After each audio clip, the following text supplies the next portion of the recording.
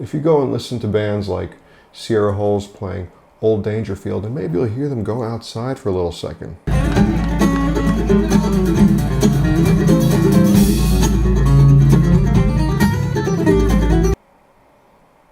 Get in there, do a little bit of investigation.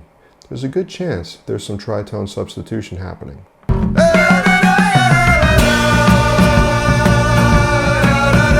Greetings, Stash Wyslouch here. Welcome to Quick Tips. If you want private lessons, if you want to get better at guitar, I can guarantee progress, development if you do what I tell you to do and you sign up for lessons.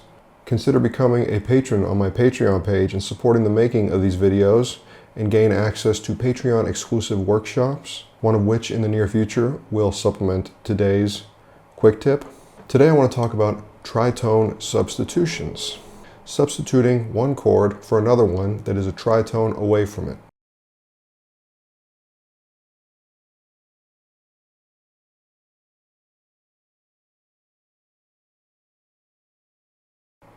This is a nice way to logically create some outside sounds with a little bit of grit that have some sonic and theoretical logic behind them.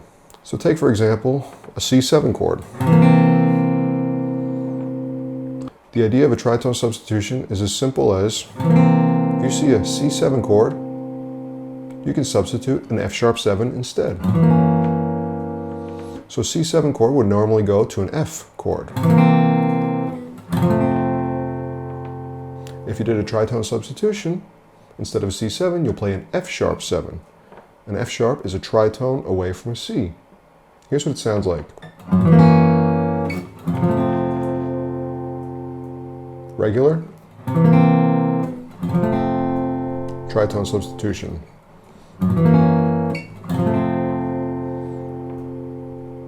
A different flavor of a resolution. You hear this all the time in jazz and bebop. I just want to give you some ideas on how to approach it. First off, why does this work? How did this come about? Well, a C7 chord has 4 chord tones. 1, 3, 5, and flat 7. C, E, G, and B flat. An F♯7 has 4 notes. 1, 3, 5, and flat 7. F#, A#, C#, and E. Hey, that's interesting. The 7th and 3rd of an F♯7 are the same as the 3rd and 7th of a C7.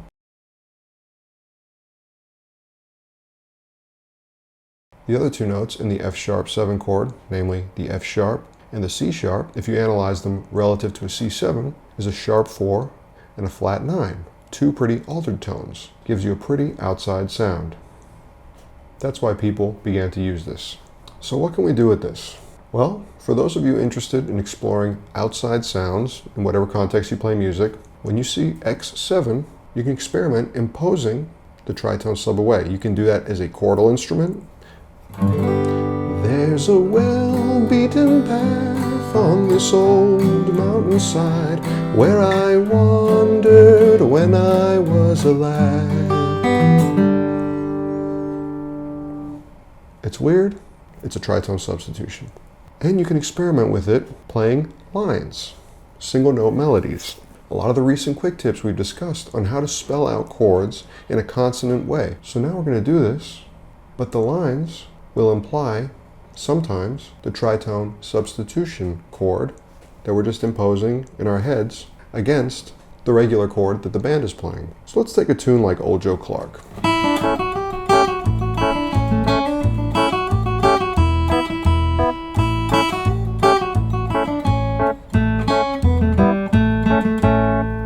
Cool. So you could think of that as like A7, A7 to E, A7, A7, E, A7.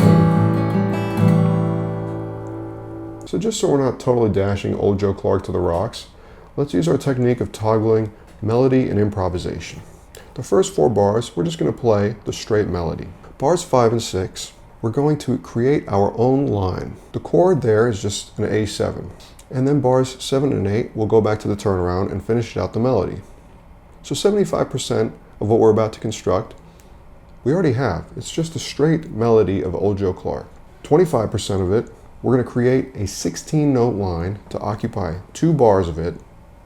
They will have some A7 qualities, which are consonant with the A7 that the backing band will be playing, and then some E flat 7 qualities to give you a little grit in a tritone substitution logic kind of way. So let's create the line.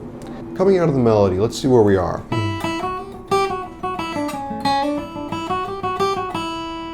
And right there is the E, and then we're going to jump into our own line. Let's start on the E. Well, let's do this. I want to fill up all the space with eighth notes. So we're going to have 16 eighth notes. Of those 16, I want 12 of them, 75% of them, to pertain to the A7 chord, using structures that spell out an A7 and maybe some approach notes. Let's find out. Let's go down first, just an A tetrachord. Then we'll hit the 7th of the A7 and go down chromatically to the 5th. Okay? And now for 4 eighth notes, I'm going to jump into E flat 7 mentality and use a structure like an E flat 6 going down.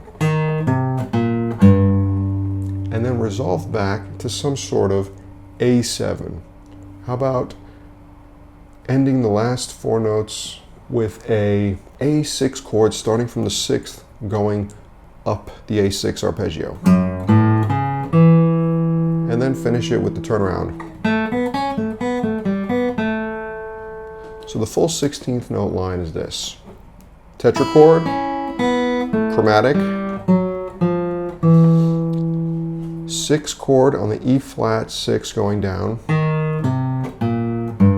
and then starting on the F sharp, the 6 of A7, going up the A6 chord, and then resolving back to the last 2 bars of a melody.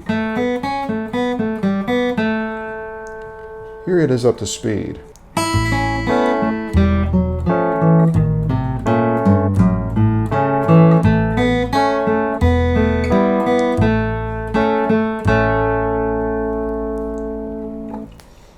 In the context of the whole A part, toggling between melody and improvisation.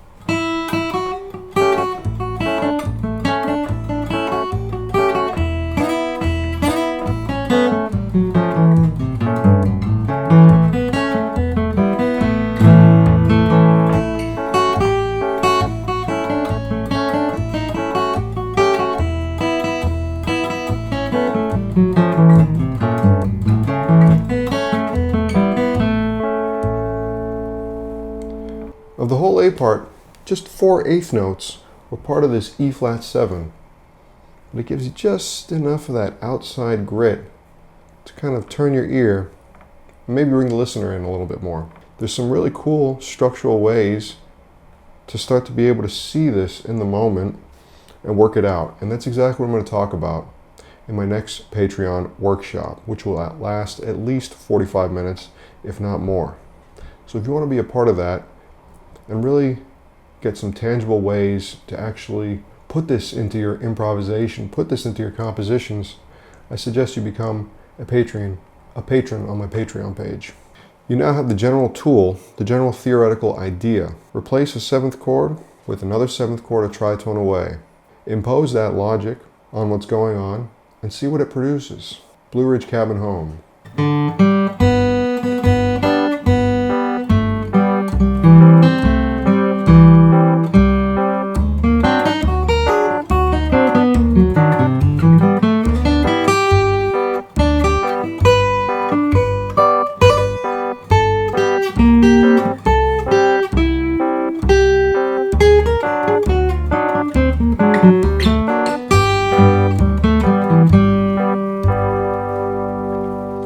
Mostly melody there, but when it was the 5 chord, the D7, we actually played it linearly as an A flat 7 chord and then resolved it back to the G. Interesting. If you go and listen to bands like Sierra Holes playing Old Dangerfield, and maybe you'll hear them go outside for a little second.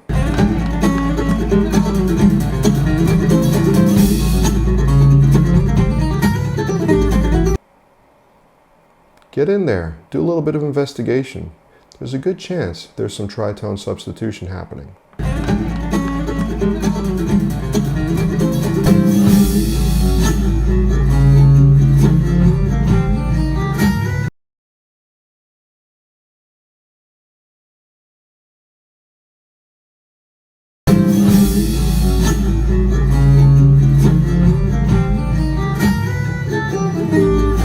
listening to jazz music, it doesn't sound like they're just playing in the key. It actually sounds kind of weird and outside.